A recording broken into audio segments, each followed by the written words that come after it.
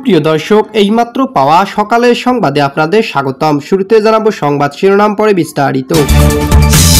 শুরুতে জানিয়ে দেব, ইউনূসকে শকুন কালসাপ জঙ্গি আখ্যা দিয়ে সোনার বাংলা গড়ার সংকল্প ঘোষণা শেখ হাসিনার। আরও জানিয়ে দেব, অভ্যুত্থানের বর্ষপূর্তিতে হাসিনার দাবি আমি প্রধানমন্ত্রী, জুলাই ঘোষণা পাঠ করবেন কেন ইউনূস, থাকছে বিস্তারিত।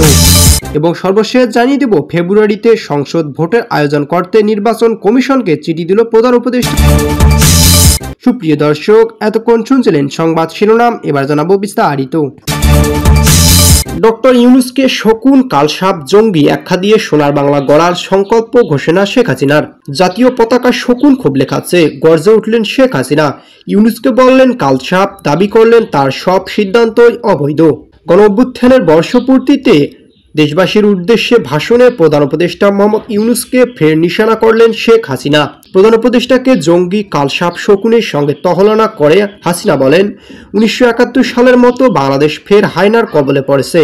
হাসিনা বলেন, ইউনূস অবৈধভাবে ক্ষমতা দখল করছেন, তার সরকারের সব সিদ্ধান্তই অবৈধ।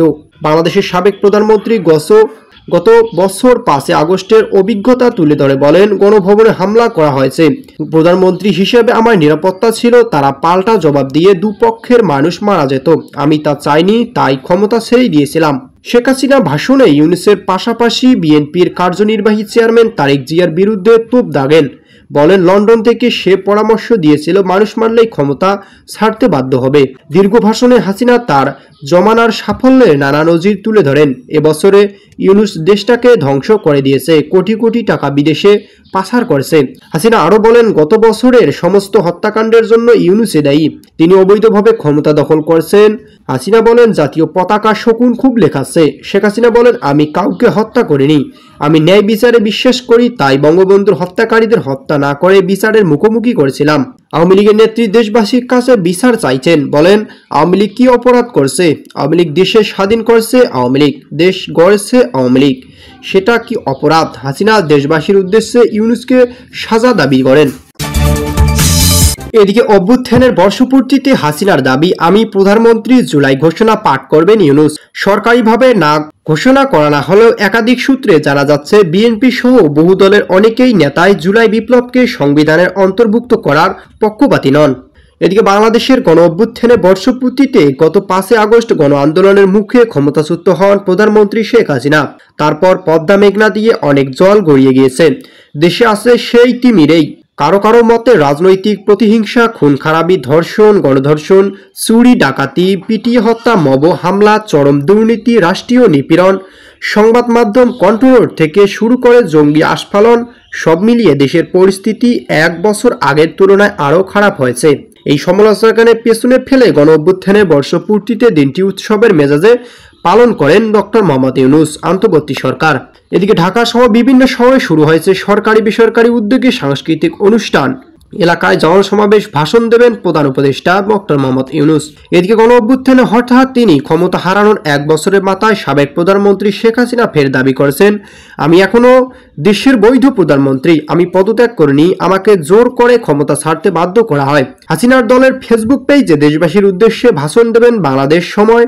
আওয়ামী লীগ 5 আগস্টকে গণতন্ত্র ও ছাত্র জনতা পুলিশ হত্যা দিবস হিসেবে পালনের সিদ্ধান্ত নিয়েছে। 1975 15 আগস্ট শেখ মুজিবুর রহমানকে সপরিবারে হত্যা করা হয়েছিল।